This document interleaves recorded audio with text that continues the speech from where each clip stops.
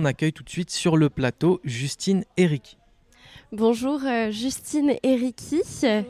Nous sommes ici Bonjour. donc au Café Comptoir dans lequel vous allez très bientôt jouer à 20h30, c'est bien ça? 20h30, oui. 20h30 exactement.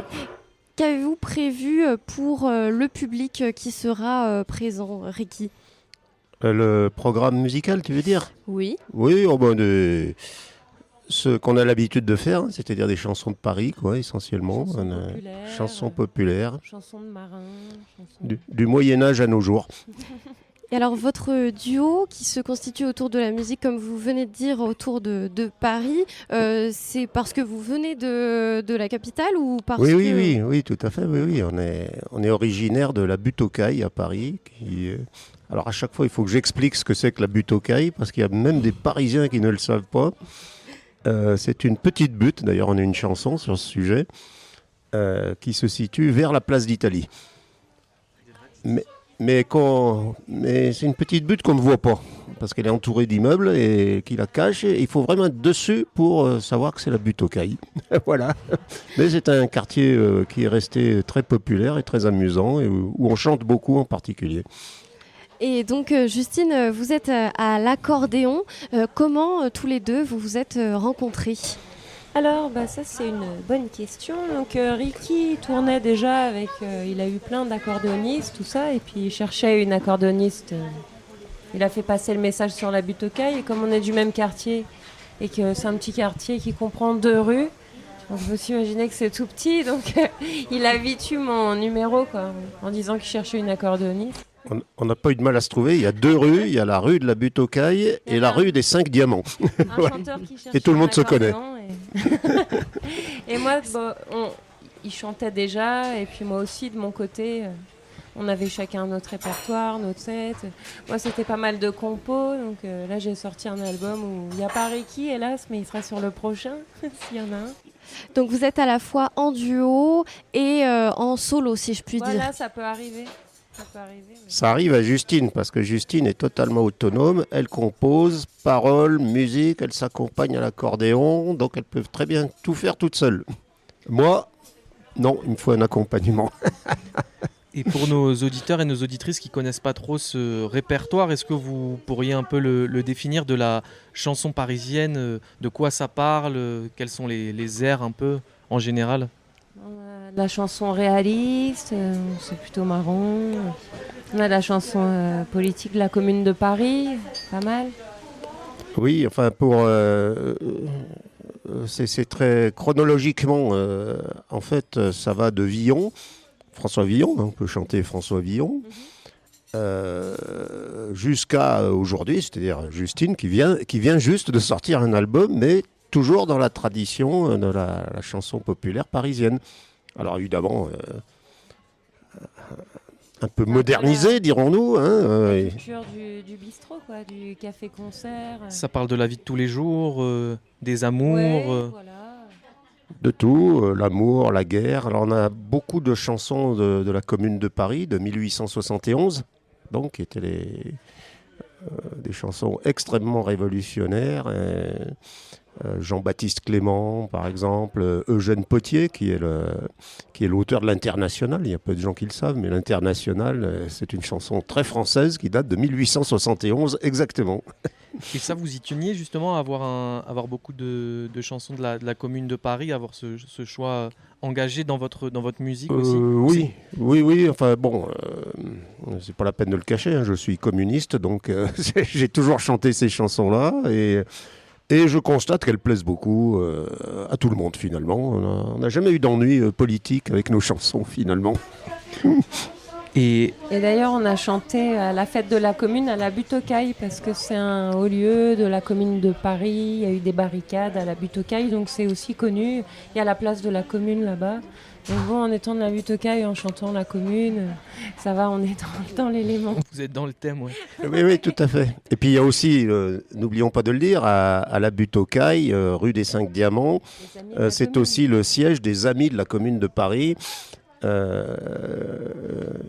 C'est une des plus vieilles associations qui puisse exister en France, puisqu'elle a été fondée tout de suite après la Commune de Paris, en 1871.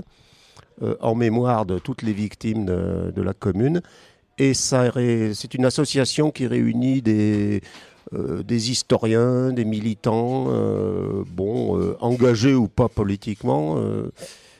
Et tous les ans, au mois de septembre, il y a une fête des Amis de la Commune qui est organisée sur la place de la commune, on a obtenu de la mairie du 13e arrondissement qu'il y ait une place qui n'avait pas de nom, qui soit nommée la place de la commune, sur la butte aux Cailles. Et voilà, donc on fera ça en septembre. En tout cas, c'est une association importante. Hein. Tous les gens qui s'intéressent à l'histoire de la commune, forcément, doivent passer par cette association. Et traditionnellement, ce répertoire, il se joue, tu l'as un peu dit, Justine, dans les bistrots, sur les places publiques. Où ça se joue Voilà, c'est entre la chanson de rue populaire, si tu veux, et la chanson du Cafcons, où vraiment c'est plus intimiste. Oui, Cafcons, oui, ces chansons se chantaient beaucoup dans les Cafcons, effectivement. Donc, comme il y en a de moins en moins. Est-ce que vous voyez, par rapport aussi aux manifestations qui ont eu lieu à Paris et partout en France en début d'année, la nécessité justement de jouer aussi ces musiques populaires et de rassembler les gens? Oui, bien sûr, il y a un côté politique. On le fait, hein. Oui, c'est pour ça on est de toutes les manifestations presque. Enfin, pas toutes, hein. Bon, mais.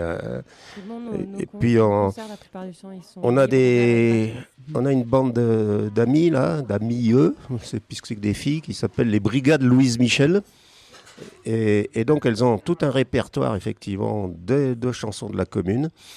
Elles s'appellent les Brigades Louise Michel. Alors, elles ont formé une espèce de petite chorale qui marche très très bien et elles ont un bon succès dans toutes les manifestations de gauche à Paris. Et éventuellement on les accompagne. Par rapport à ce que tu as sorti un album, tu disais? Ouais.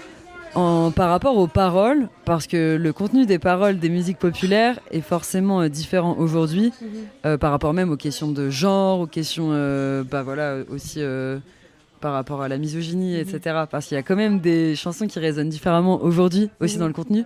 Toi, t'écris à partir de quoi? C'est quoi tes engagements? Voilà, moi, quand je fais une chanson, je sais pas de savoir si ça va être une chanson ni réaliste, ni populaire, ni rien. J'écris ce qui me vient, et puis après, quand je la chante dans les bistrots, je vois s'il y a un refrain qui accroche un peu, ou tu vois, si ça passe ou si ça passe pas, parce que tu t'exposes au public. Dans tous les cas. C'est toujours l'avantage. C'est comme ça, mais sinon, j'écris comme ça vient. Et je mélange toujours, même quand Ricky n'est pas là. J'alterne compo, reprise. Aussi des chansons du répertoire. Pour les gens qui viennent, c'est aussi sympa d'entendre des airs qu'ils connaissent déjà, qui peuvent reprendre en chœur. Il y a aussi un intérêt, j'imagine, à jouer ensemble dans le fait que vos répertoires sont forcément un petit peu différents, de par vos générations, vos références personnelles. Oui. Mais oui, c'est peut-être un peu surprenant. En réalité, on n'a pas du tout le même style, Justine et moi. Et je ne sais pas si vous avez écouté son album, ou sur YouTube. On est sur YouTube. Pas encore, on savait pas qu'elle avait sorti un nouvel album.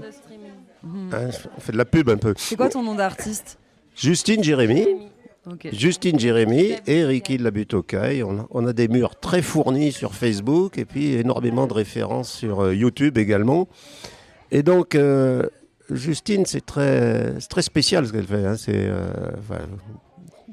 Vous l'écouterez peut-être ce soir si le public est suffisamment attentif pour écouter ce qu'elle a composé. C'est pas du tout le style chanson de la commune, hein. Ça c'est plutôt moi, il faut le reconnaître. Bon. Mais enfin, elle aime bien m'accompagner là-dessus aussi.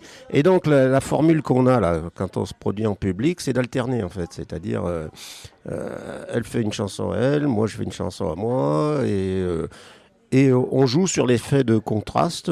Apparemment, ça marche bien. Hein. Le public est toujours content. C'est intéressant d'avoir aussi ces deux répertoires, justement. Ah oui. Deux répertoires qui, à la limite, n'ont rien à voir l'un avec l'autre, sauf que c'est toujours de la musique avec voix et accordéon, si possible en acoustique. Et ce soir, c'est combien de temps le concert ? On est programmé à 20h30. On va chanter 1 heure, je pense, maximum. Ça dépend toujours, hein, s'il y a des rappels, s'il y a des afters. De l'ambiance. On s'adapte, j'espère, hein. ce soir alors. Merci à vous d'être venu au micro. Merci beaucoup. Une dernière petite question, quand même, vous venez de Paris, ça vous fait quoi de passer de la butte aux cailles en plein milieu de la forêt ici à Valorcine? Est-ce que c'est inspirant pour vous aussi de changer d'endroit comme ça? Oui, bien sûr, tout à fait. Enfin, moi, je voyage beaucoup, donc je connais les Alpes. Bon, je ne suis pas vraiment dépaysé non plus, hein, je connais depuis longtemps. Mais évidemment, ça n'a rien à voir. Hein. Ouais. La butte aux cailles et le Mont Blanc, quand même, il y a une différence de proportion. Merci beaucoup Justine et Ricky, on va vous laisser vous préparer pour le concert ce soir.